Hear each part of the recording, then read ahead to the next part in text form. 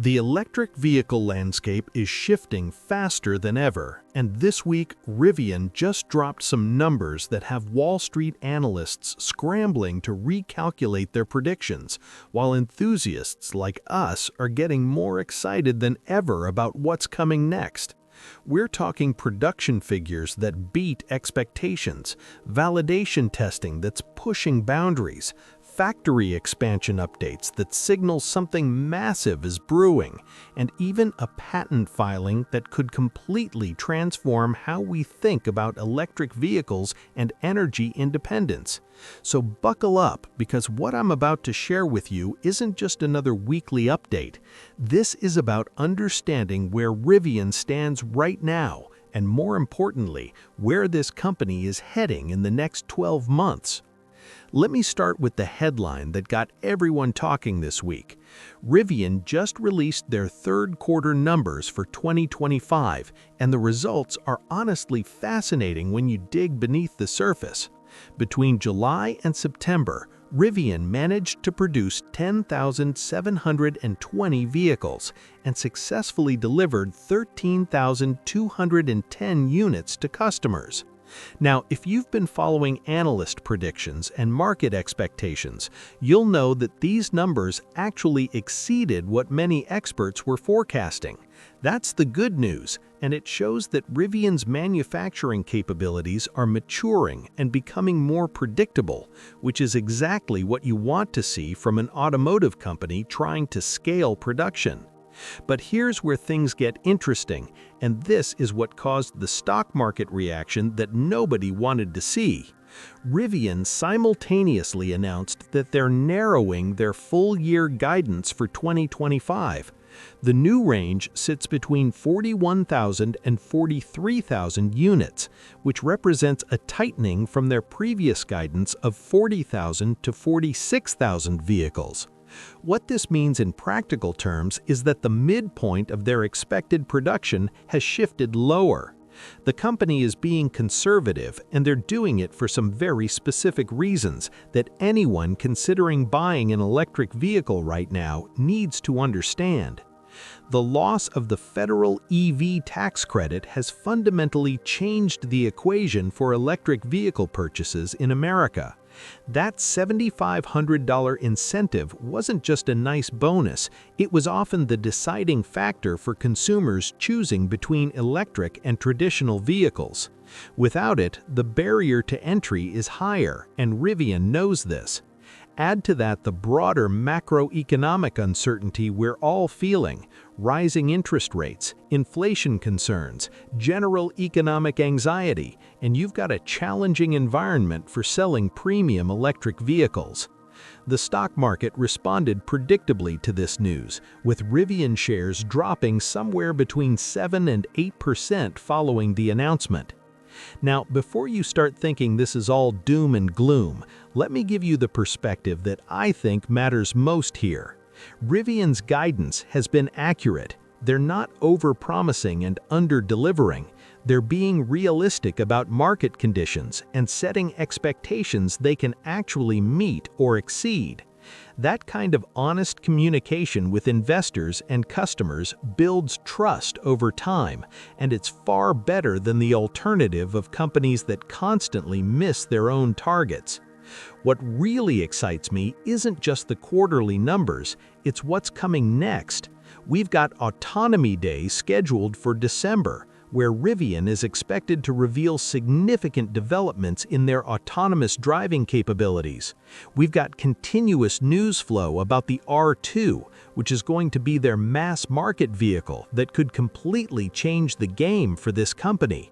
The next 12 months are going to be absolutely transformative for Rivian, and these Q3 numbers are just setting the stage. Speaking of the R2, this is where things get really exciting for anyone who's been following Rivian's journey toward bringing a more affordable electric SUV to market. Rivian continues to push forward with their validation testing, and we're seeing these test vehicles out in the wild, doing things that give us a real preview of what the production version will be capable of. Just this week, we got footage of R2 prototypes tackling water fording, which is critical testing for any vehicle that's going to be marketed toward adventure enthusiasts and people who actually use their vehicles off-road. This joins earlier footage we've seen of R2 prototypes towing, handling various terrain types, and going through all the real-world scenarios that these vehicles will encounter once they're in customer hands. Here's the detail that really caught my attention. Rivian has confirmed that there are now 100 production intent R2 builds currently on the road undergoing validation testing. Production intent is the key phrase here. These aren't early prototypes that bear little resemblance to what customers will eventually receive.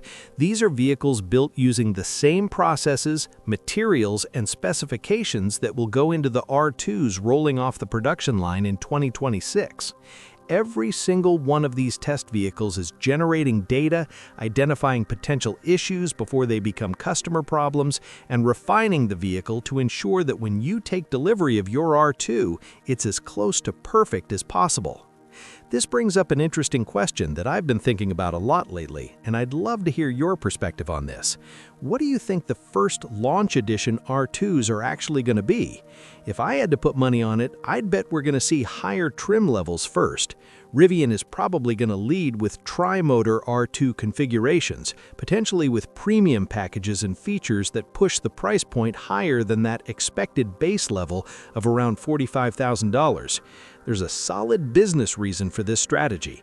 Higher trim vehicles have better profit margins, and when you're ramping up production of an entirely new model, you want to maximize revenue per unit while you're working through any early production inefficiencies. The real question is whether you'd be willing to pay that premium to be among the first owners of an R2. For me personally, and I've thought about this quite a bit, I don't think I would. I'm actually more interested in a bare-bones base model R2. Give me the solid fundamentals, the capable electric platform, the adventure-ready design, and skip the premium add-ons.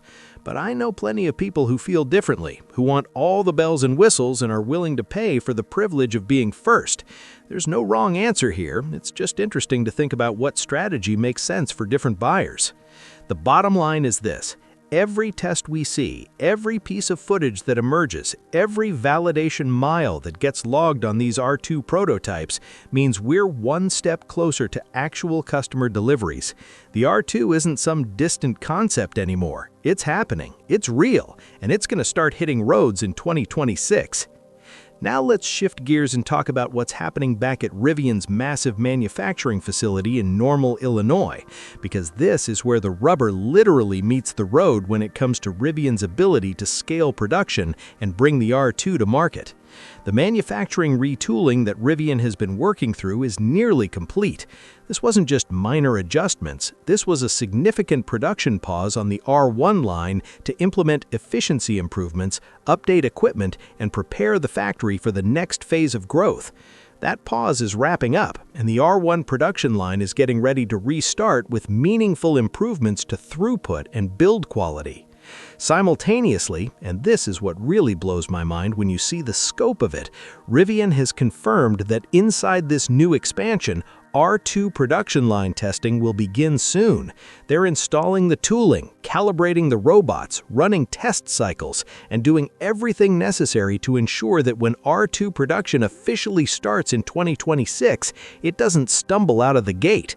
This represents a huge milestone for the company.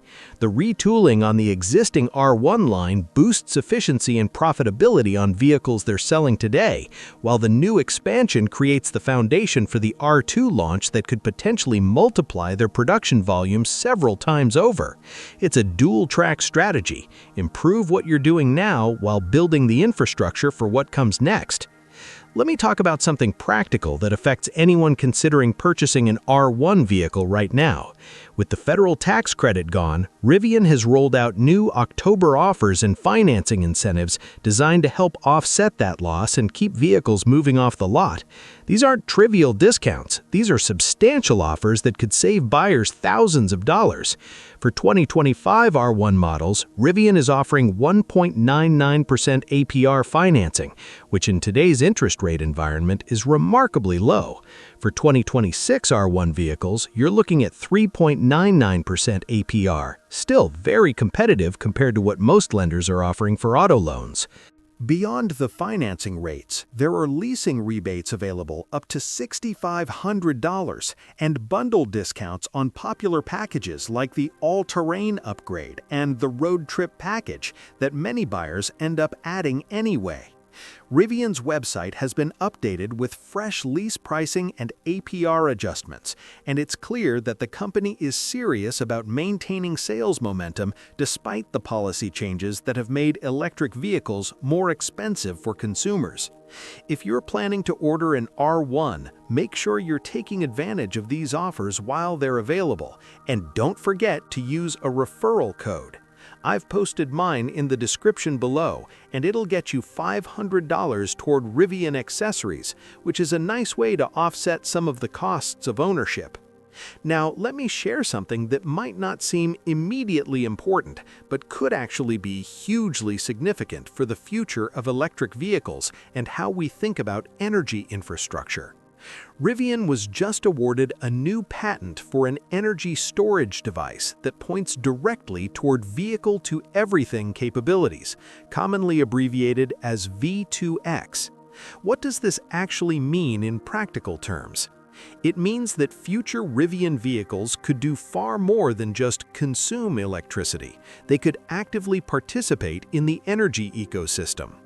Vehicle-to-grid technology would allow your Rivian to feed electricity back to the power grid during peak demand times, potentially earning you credits or income while helping stabilize the electrical infrastructure.